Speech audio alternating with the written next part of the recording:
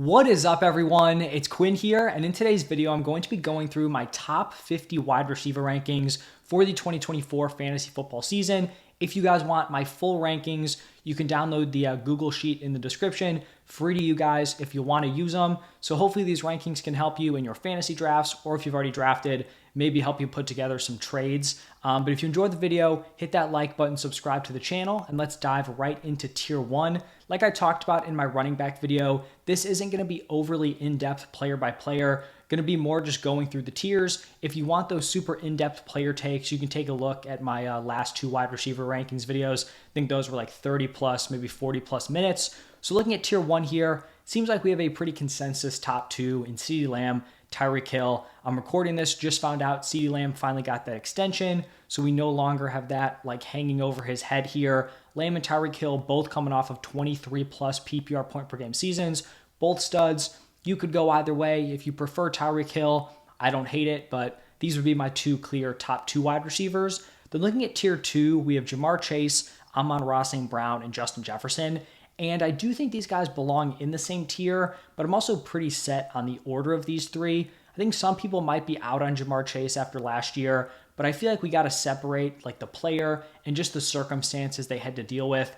It's not Jamar Chase's fault that, Joe Burrow was injured heading into the season and then was injured to end the season and he didn't get great quarterback play. Like, that's not on Jamar Chase. He was pacing to have a monster season when you look at year one, year two, into last year. The health just didn't come through for him, but I do believe he has the same upside as a guy like CeeDee Lamb or Tyreek Hill, so I like Jamar Chase leading this tier. And then I think when J.J. McCarthy was healthy, you had the upside of him potentially coming in and being really good, and that could give you an argument to have Justin Jefferson over Amon-Ra St. Brown, but that potential upside's gone. It's going to be Sam Darnold with McCarthy out for the season. So I do prefer Amon-Ra St. Brown here. So he's my wide receiver 4, Jefferson my wide receiver 5. Now shifting into tier 3, I feel like this is a decently tough tier to kind of differentiate between. You have three guys in very unique situations. For Garrett Wilson, 2 seasons into his NFL career, he has proven he is very talented. I do believe he is one of the better wide receivers in the NFL, and he's finally getting that quarterback upgrade. So even though the fantasy production hasn't been there yet, right, he hasn't even been a top 24 guy in points per game, going from like Zach Wilson at quarterback and then the other randos he had last year to now Aaron Rodgers is an insane upgrade. I'm expecting a massive jump in his production. Now, if you wanted to have A.J. Brown over Garrett Wilson, I wouldn't push back too hard, right? A.J. Brown has had multiple seasons with 17 PPR points per game. The reason why I do prefer Garrett Wilson is that we've seen A.J. Brown in, similar situations, obviously with Jalen Hurts at quarterback, and he hasn't necessarily hit that like nuclear season, 18, 19, 20 plus points per game. And I'm not saying Garrett Wilson is going to do it, but at least we have like almost like the unknown of Garrett Wilson where that could still be in the range of outcomes, whereas A.J. Brown has had multiple opportunities to do that and hasn't necessarily come through. So if you prefer A.J. Brown, don't think it's crazy. I just give the slight edge to Garrett Wilson. And then I think you could also make a case for Puka Nacua to be, at the top or the middle of this tier. An insane rookie season, 17 plus points per game as a rookie is wild. I do think Cooper Kupp is probably going to play a larger role than he did last year. He's not injured heading into the season like he was in 2023. But I mean, a rookie who balled out like he did, top 8, I think is very fair, for my wide receiver rankings. Now shifting into tier 4. Now throughout this offseason, after these like kind of consensus top 8, my wide receiver 9 through like the mid-tier wide receiver 2 area has been pretty close, pretty congested. There's not a lot of consensus. Over the last week or so, I've kind of locked down 3 guys that I like after you get through those top 8. And those 3 are Marvin Harrison Jr., Drake London, and Nico Collins. For Marvin Harrison Jr., Drake London, young, top up-and-coming wide receivers. For Marvin Harrison Jr., he's going into a really nice situation with Kyler Murray. I think you look at some of the guys, in later tiers, maybe they don't have the proven production and maybe they don't have, the offensive environment to succeed. I think Marvin Harrison Jr. has the talent. And with Kyler, I do think he's a solid fantasy option. For Drake London, almost like a slightly poor man's Garrett Wilson, where another dude came in, produced, but didn't necessarily have the ceiling due to his quarterback play, his coaching. Completely different situation. Arthur Smith is gone. Kirk Cousins coming in. I feel like this is the year where we see Drake London take a significant leap. And then the other guy, Nico Collins, I talked about him as a potential league-winning wide receiver, someone who's coming off his breakout season. I know he's dealing with a congested target room with Tank Dell, Stephon Diggs, but he should be the wide receiver one. CJ Stroud at quarterback. This is going to be one of, if not the best passing environment, in the NFL. So I like Nico Collins here in tier 4. And then in tier 5, we have the players that kind of used to be in that same tier. Still fine with them in like the later second round area into the third round. We have Chris Olave, Deebo Samuel, Cooper Kupp, Devontae Adams, and Jalen Waddle. For Chris Olave, I think the talent's there. I just don't think he is the situation. Like you look at him, Drake London, Garrett Wilson, all from the same draft class. He's outproduced those two through 2 seasons, but Garrett Wilson now has Aaron Rodgers. Drake London now has Kirk Cousins. Chris Olave is still dealing with like Derek Carr, which tough to be super excited about that. So the talent's there. I just don't know what the ultimate upside is with his current quarterback play. For Deebo, I think you'd probably move him up if Brandon Ayuk gets traded. I don't really know what's going on with the Ayuk thing. I think it's unlikely he gets traded, but that's still kind of just like looming over the 49ers training camp. But whether he's traded or not, I think Deebo's a nice wide receiver too for fantasy. For Cooper Kupp, I am expecting a bounce back. It always seems a little bit risky when you got these veteran wide receivers. They get injured, maybe start to fall off, and then you kind of have to balance whether you think that was just injury related or if they're actually starting to slip. I feel like we're kind of going through the same thing with Devontae Adams. So I'm fine with Cooper Kupp here. I could definitely see a nice bounce back, but there definitely is some risk we have to be wary of. And then same thing for Devontae. He commanded targets at a very high level last year. It just didn't necessarily come through fantasy-wise. So now you add Brock Bowers. The quarterback position is still a question mark. A little bit weary on Devontae. I think I've moved him down a little bit, but still fine with him in this tier 5 area. If you believe he still has it, a fine pick in like the second round. And then the final guy in this tier is going to be Jalen Waddle. Didn't have a great fantasy season last year, but he was banged up. He was in and out of a bunch of different games. He's been like a back-end wide receiver 1, high-end wide receiver 2 through his first 2 seasons. Plus, he also almost has like handcuff upside at the wide receiver position, where if Tyreek Hill were to miss any time, Jalen Waddle becomes a fantasy monster, like a potential top 5 fantasy option if Tyreek Hill missed a game. So still like Jalen Waddle in this tier. Now shifting into tier 6, we have Malik Nabers, Brandon Ayuk, DJ Moore, DK Metcalf, Mike Evans, Stephon Diggs. The one guy that probably stands out as being maybe overranked to some of you guys is Malik Nabers. I do think he has league-winning upside at the wide receiver position. I know the offensive situation isn't great. I know Daniel Jones, not great quarterback play, but I think the talent being paired with Brian Dable, I think he can overcome that situation. So I do like Malik Nabers. Ayuk is tough. If he sticks around with the 49ers, you could probably bump him up into tier 5. But the fact that he's not out there practicing, if he got traded to a team like the Steelers, I think that would really tank his upside for fantasy. So I do think that uncertainty, drops him here into tier 6.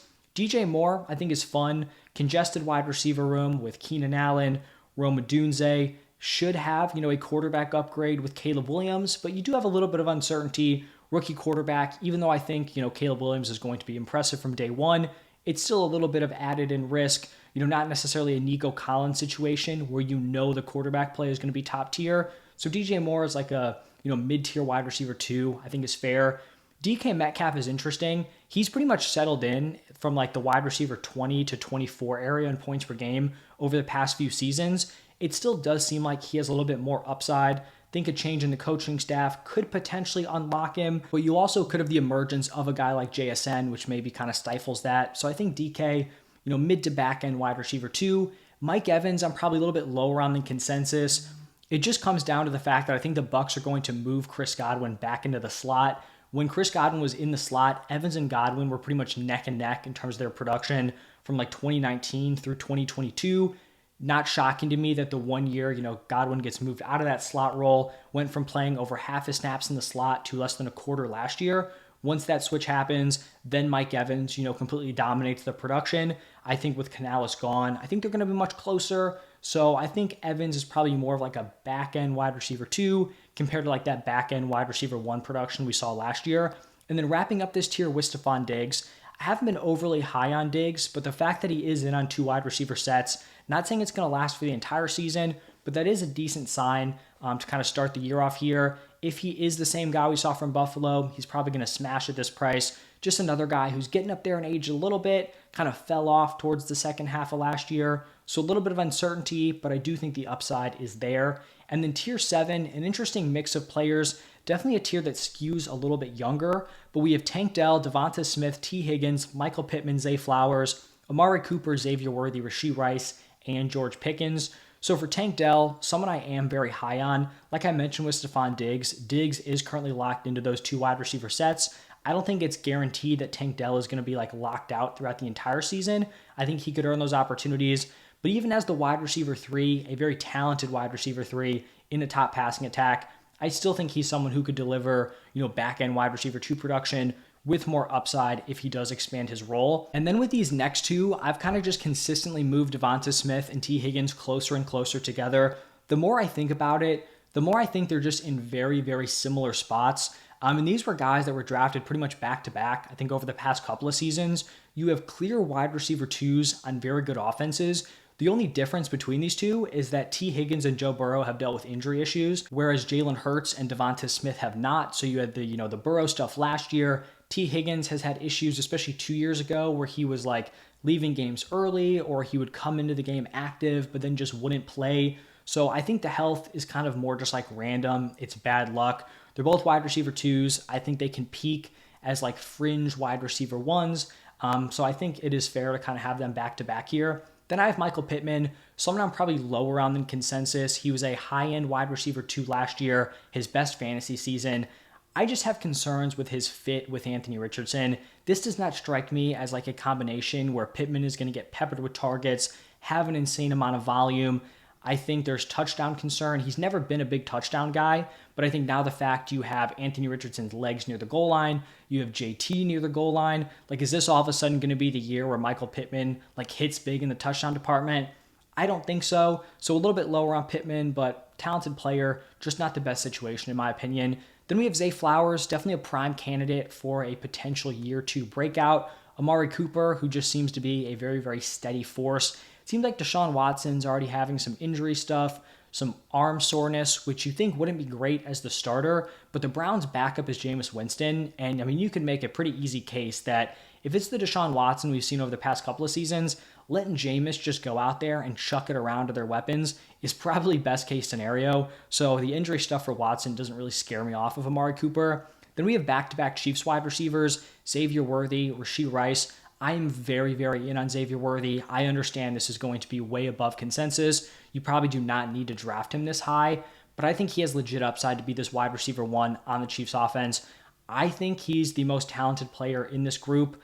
He was a better prospect than Rashee Rice. Hollywood Brown, even though it was a first-round pick, hasn't necessarily hit. Had a couple decent seasons, but also injured heading into the season.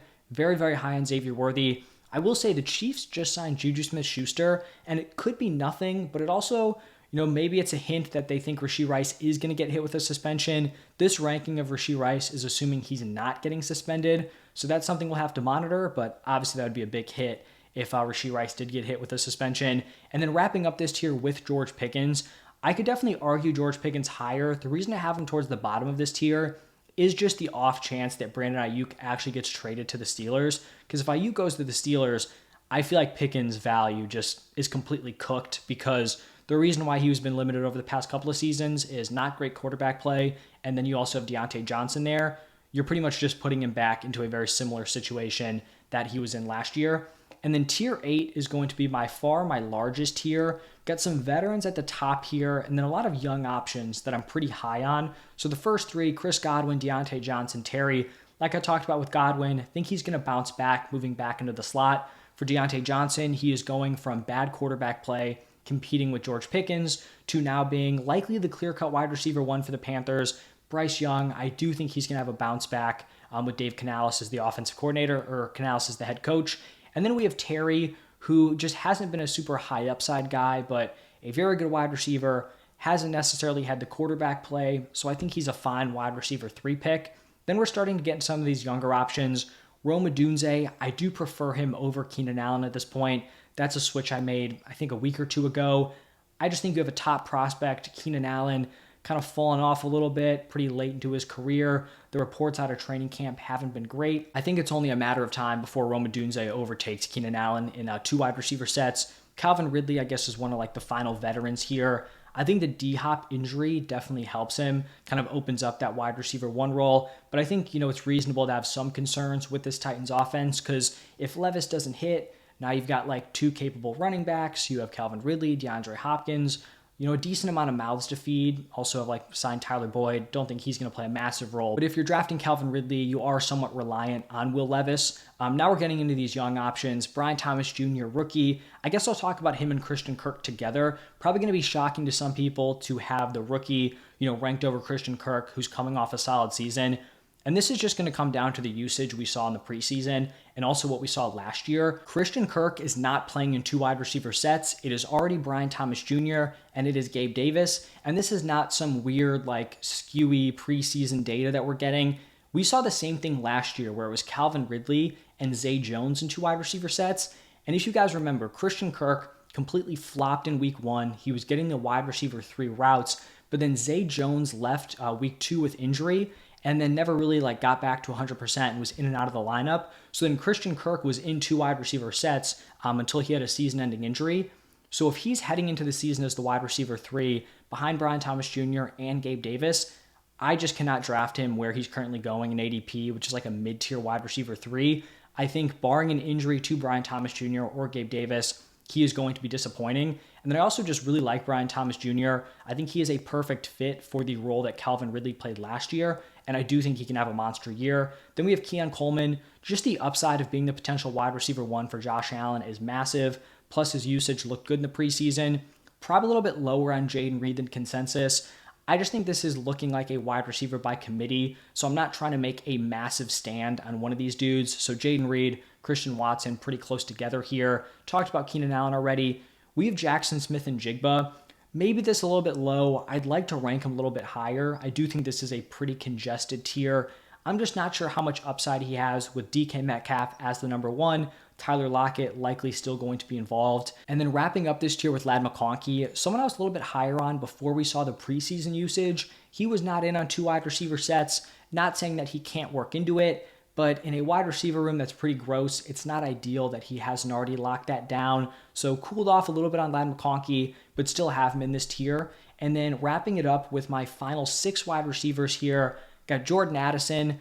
Just not an ideal situation here in year 2. McCarthy going down, Kirk Cousins is gone. You're in there with Sam Darnold, locked obviously behind Justin Jefferson. So I think he's fine in tier 9, but I do think he's firmly behind those tier 8 guys. Then we have Hollywood Brown, someone who probably would have been in tier 8 if he was not dealing with an injury. Could also get bumped up if Rashee Rice does get hit with a suspension. But I think him going down really kind of solidified Rashee Rice and Xavier Worthy as those top 2 wide receivers. Then we have DeAndre Hopkins, talked about him with Ridley. I think the injury definitely hurts him. An older wide receiver, probably starting to see the fall off here, heading into the year hurt is not a great sign. Courtland Sutton had a pretty decent year last year. I think Bo Nix is probably a quarterback upgrade over Russell Wilson, and maybe, this ends up being too low. Pretty solid wide receiver. If Bo Nix plays well, he'll likely be a solid pick. Then I will say Jameson Williams, Tyler Lockett would probably be down a tier, but I didn't want to add an extra tier for like 2 players. Jameson Williams hasn't done a ton through his first 2 seasons, but looks to be the clear-cut wide receiver 2. Maybe we're getting a third-year breakout out of him. And then Tyler Lockett, obviously on like the down end of his career, but still could be fantasy relevant. I feel like the Seahawks offense is interesting. It could be fun. And maybe we do get like 3 wide receivers there that are fantasy relevant, like potentially 3 top 36 guys. I don't think that would be the craziest thing in the world. But that is going to wrap it up for my top 50. Would love to hear your guys' thoughts. If you have any fantasy questions, you can drop them down below. Check out my fantasy rankings if you guys do want. But thank you all for stopping by, and I will see you in the next one.